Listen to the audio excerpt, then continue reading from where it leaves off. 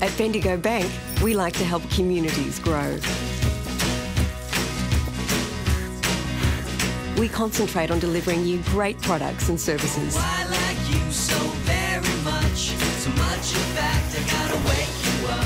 It's not that I have words. Because we know that if you grow, the community will grow with you.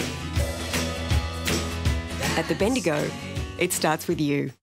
Welcome back as we continue the Geelong's Cricket Show, and we turn our attention to our special guest, Dean Wilson. Now, Dean, you've been a man of many talents as far as the world of cricket's concerned. You did turn for a while to the world of lawn bowls, but then saw your way back into the world of cricket. You couldn't leave that cricket greens alone and come back and are now umpiring. But before we get into that, let's turn the clock back. Where did you start your cricket?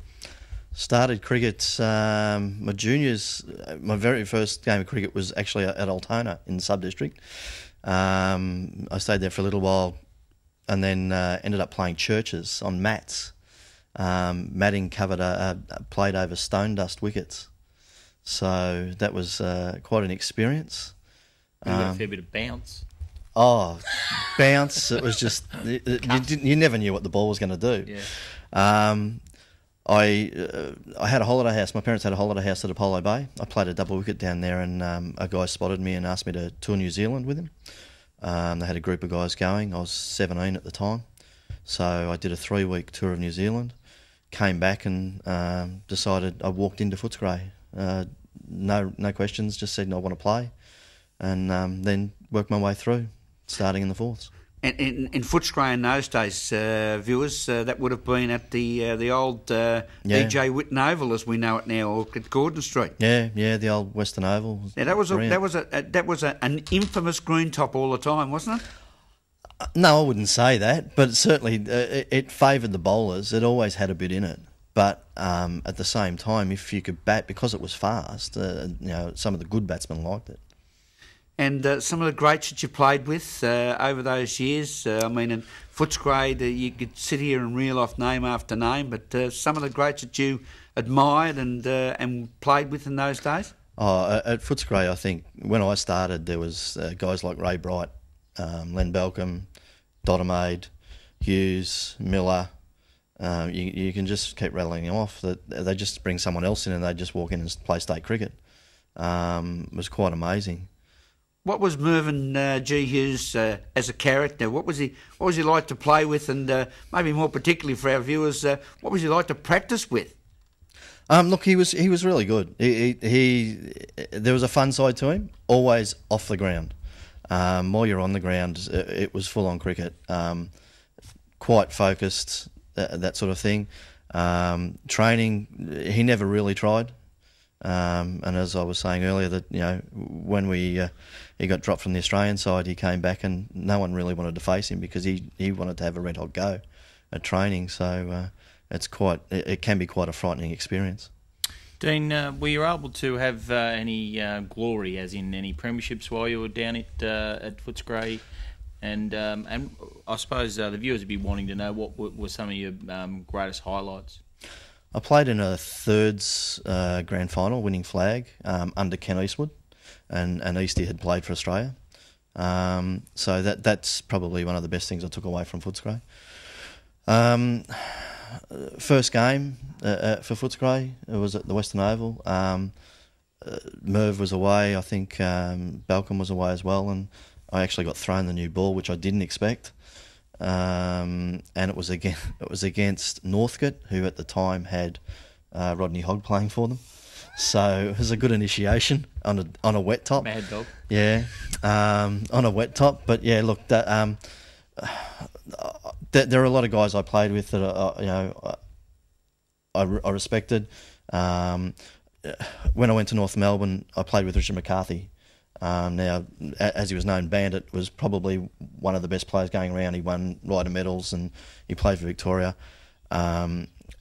He was the most approachable bloke you could ever come across. Off the ground, he was the quietest guy you would ever meet. And he's probably one of the guys that I would look to say that had some sort of influence in the way I played. And then what brought you to Geelong, Dean? It was pure luck. I moved down here at the time, a couple of young kids, and someone knew someone at Highton. And I just, they spoke to me. I didn't know anyone in Geelong at the time. I got feted at the South Barwon Football Club one game and said, this is going to be the new coach of Highton, and that's just where it came. 2 days later, I had a phone call from Pt2 telling me why I wasn't playing at Geelong. But it was really a family decision that the time that was required to play at VCA cricket level wasn't. I just couldn't commit to that anymore. Now, obviously, a man who's put in a lot and enjoyed a lot out of the game in playing it.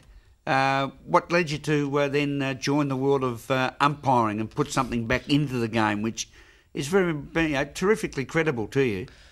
You mentioned the lawn bowls. I found lawn bowls to be quite political with selection and things like that. I had decided not to play one season. I went away on holidays, and then I ran into an umpire, jokingly made the comment that I would umpire, and it just started from there.